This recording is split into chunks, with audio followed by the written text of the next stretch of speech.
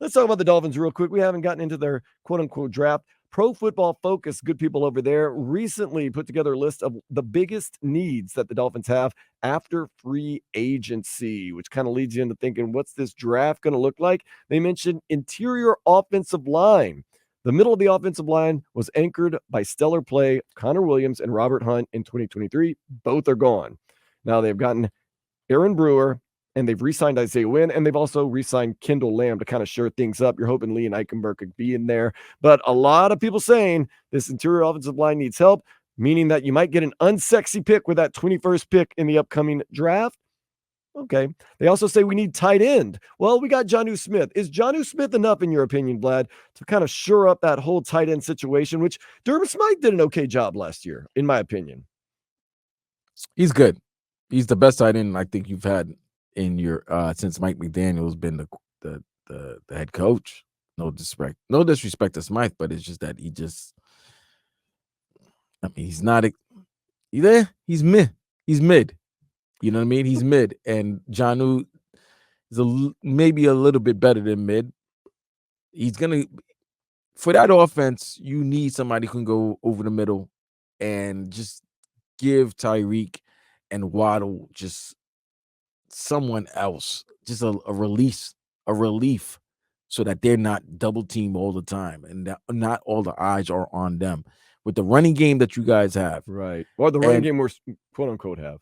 Well, the running game, hopefully, it was top 5. I hope it continues being top 5. It's just hopefully it's utilized a little bit more towards the end of the year. Every year we hear the same thing from Mike McDaniel around this time. We're going to be dedicated. We're not getting away from the running game. And every year we does it, not a 180, but every year it's like, well, I thought you were going to use the running game more. But Jonnu's good. He's good. Yeah, and this is the thing. Good.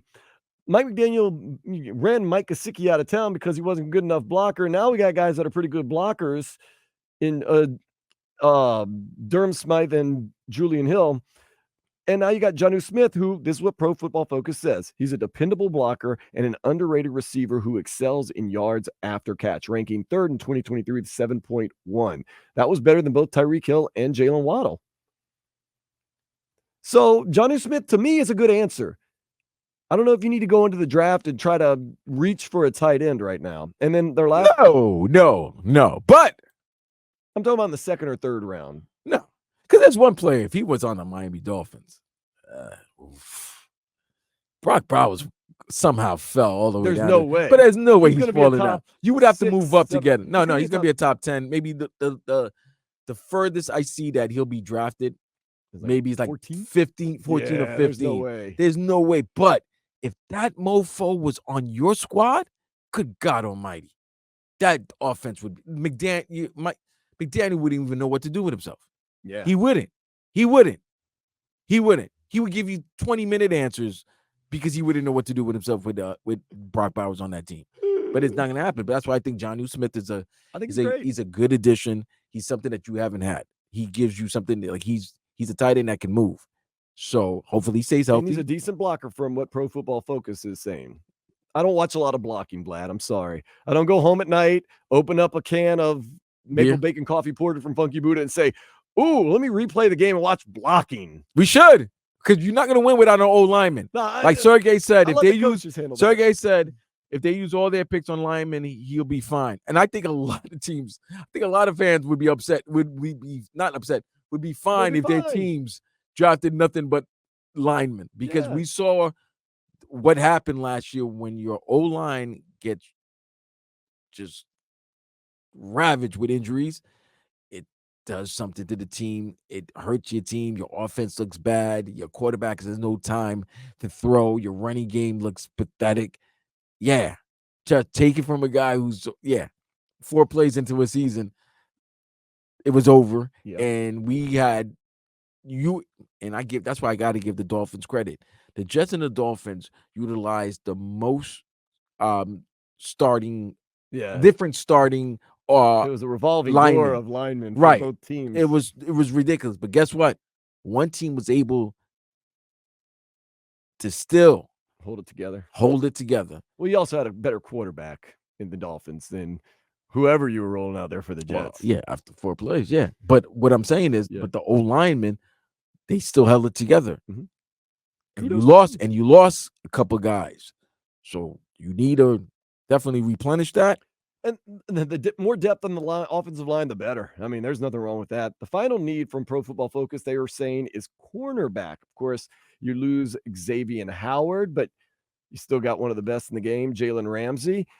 They signed Kendall Fuller. A lot of people are very excited about Kendall Fuller making it onto the team. You still have Nick Needham, Cater Kahoo, slot corner. Yeah. What you need, though, and I've been saying it since last year, I thought he looked good in preseason. Cam Smith. It's time to, what is sink or swim, as we say, Vlad. Throw him into the pool. Sink or swim. Because he looked like he kind of had an idea what was going on, at least in the preseason. I understand it's preseason, but he was in the right spots, right locations. Seemed like he had it all good. Now, we don't know. He and Vic Fangio probably didn't get along. He was in Vic Fangio's doghouse. Was he rightfully in Vic Fangio's doghouse, or was he wrongfully in Vic Fangio's doghouse? I think this is the year you're going to find out.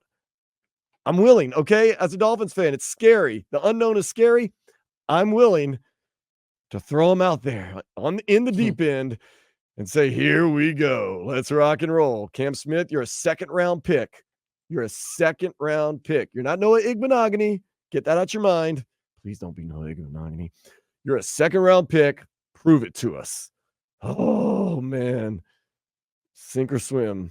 A lot of people now have their mock drafts out, and it's probably going to be, most likely, as you say, a lot of Dolphins fans not upset, an unsexy draft. There's some people like Pete Prisco of CBS Sports saying Amarius Mims, offensive tackle from Georgia. Okay.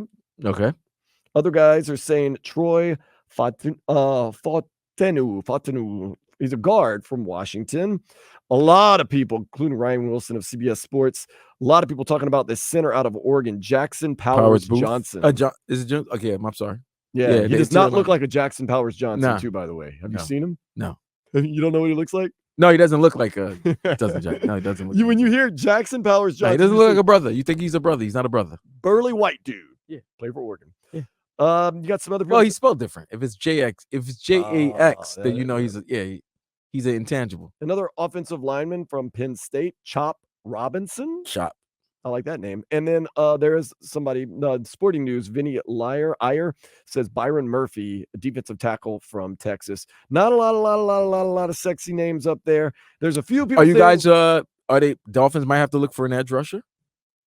We've been trying to do that all off season, get more and more edge rushers. You might want to look at Tier Tart. We got Tier Tart now. Yeah. Did you know there is that we're gonna play this later on, Vlad? Real name or not real name? We're gonna do it I'm not co-signing anybody who's got Tart in their name. Tier Tart. You're a Tart. There's some people saying maybe late in the 6th round might want to get a local guy, Zion Nelson, offensive tackle of Miami, but there's not a lot of sexy projections. But maybe that's just what the Dolphins need, because remember, that was the knock against the Dolphins. Too sexy, too finesse. Dare I say it, Vlad? I'm going to say it. Too soft. Maybe you need to get some unsexy, rugged, nasty people on this team. I don't want to say certain words like, Doug. No, like a dog and stuff like that. I don't want to use those catchphrases. But maybe you need some rough and tough and tumble guys. Maybe the Dolphins have realized, yeah, we're a little too finesse. We're a little too finesse. We're a little too cutesy. We're a little too relying on, the finer parts Dolphins, of the game. I think, because he coached there. McDaniel probably wants to make the Dolphins like the version, like the East Coast version of the 49ers. Who would? Because the San Francisco, it's crazy. If you go back in their history, and because of the city, whatever, you would think San Francisco's finesse, but they're not. They're probably they're the only team I really think, other than Kansas City, that they can play in any type of weather. They could play any type of game. You want to shoot out? We could have a shootout. You want to play rugged thug, low scoring game? We can do that. And if Shanahan would just get over himself and get a quarterback, they would win a Super Bowl. And do you think maybe Mike McDaniel might have to get over himself with some of the play calling and run the ball a little bit more? And maybe they may advance. So the apple doesn't fall far from the tree. The apple never falls far from the tree. Kyle Shanahan, someone needs to pull him aside and say, stop this madness. You have the best team in the NFL. And I tell you, got Mr. Irrelevant as your quarterback. I always feel like, maybe this is not true, but I feel like they all play Madden, and that's why they make the call that they do. But you got to do what Sean McVay does. Sean McVay does not let his ego get in the way of what his team needs. Okay? He doesn't. And that's why he's the one with a ring. Mm-hmm. And Shanahan and not McDaniel just started, but Shanahan and the others don't have a ring. But I thought they all fall under that tree. They're all under that Shanahan tree. Last year at this time, Vlad, I said, watch out for the San Francisco 49ers. They're going to get to the Super Bowl and they're going to lose. And you said, I agree, because Shanahan wants to be the main show. I've said that for years. We predicted it that far out. If it's that easy to predict. Mike Shanahan's a great coach, top 3. And I was like, the Eagles are a good team. They were a good team for the first 11 games. But I said, doesn't matter. 49ers, they're that team that's going to get to the Super Bowl, be everybody's darling, and lose because they don't have that guy. That next step. They don't have that LeBron James that the Heat will finally eventually get. They don't have that guy. Even though he almost led them there. But there was a throw. He'll get you to overtime. Just the same way Jimmy G didn't make that throw to Emmanuel Sanders on that third down late in the fourth quarter in Super Bowl live, is the same way that they had a chance. He missed Deebo Samuel in the end zone. That's the difference between you losing a Super Bowl and being champion, the defending champion. Going into overtime, who did you have confidence in? Going into overtime, you had Patrick Mahomes. Because they got 1-5. You got Patrick Mahomes. You got 15, good. Patrick Mahomes against anybody. Yeah, nonetheless. I mean, come on. No, we're getting sidetracked, though. But Dolphins, maybe they've realized we are too finesse. We are too much of a system. Maybe we need to be more rough and tough. Maybe they go mean guys in the draft. And you know what? I don't think that's the worst thing they could do. You need guys, man. You need guys that's going to be able to play in December and January in the cool weather. Let's get nasty. That should be our draft slogan. Miami Dolphins 2024 NFL draft. Let's get nasty.